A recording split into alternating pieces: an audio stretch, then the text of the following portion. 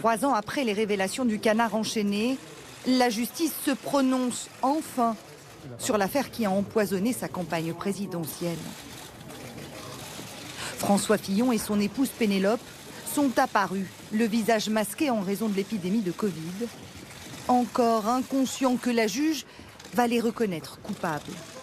François Fillon a enlevé son masque tout de suite en arrivant. Pénélope Fillon l'a gardé tout au long de l'audience. Donc ils sont assis devant, ils sont de dos, on ne les voit pas.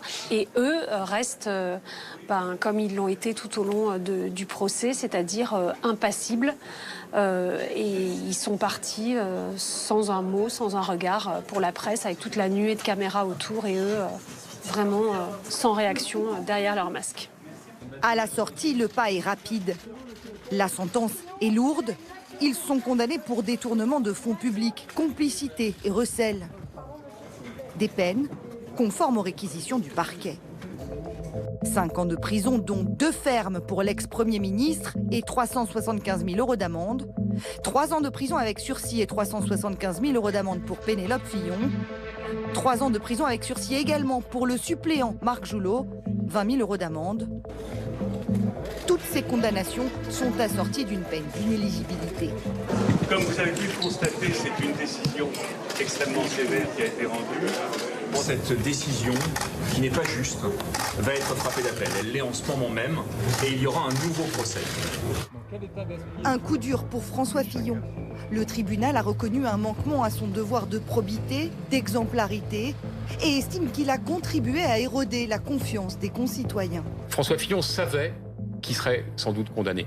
Par contre, ce que je crois savoir, c'est qu'il a été surpris par la violence du jugement. Et on voit que sur les affaires dites politiques, maintenant, la justice, qui a été accusée, souvent à juste titre d'ailleurs, d'être un peu timide dès qu'il y avait des politiques qui étaient concernés, est passée, on peut dire, d'un extrême à l'autre, ou en tout cas maintenant a décidé d'envoyer un message très clair. Toutes les affaires de probité, les sanctions seront très dures. Pendant 8 ans, Pénélope Fillon a été rémunérée comme attachée parlementaire de son époux, puis de son suppléant Marc Joulot. Au total, elle a perçu plus de 700 000 € des caisses parlementaires. Mais le doute sur la réalité de son emploi persiste. Pour étayer sa défense, le couple produit devant la justice 700 pages de documents. Visiblement, pas assez pour convaincre la présidente du tribunal. Les tâches de Pénélope Fillon ne dépassaient pas le suivi du courrier et participation à des soirées. Ça se limitait à un soutien à la carrière de son mari. Son salaire absorbait toute l'enveloppe parlementaire. N'ayant pu étayer le rôle de Pénélope Fillon, la justice les condamne à rembourser l'intégralité des sommes au Palais Bourbon, soit plus d'1 million d'euros.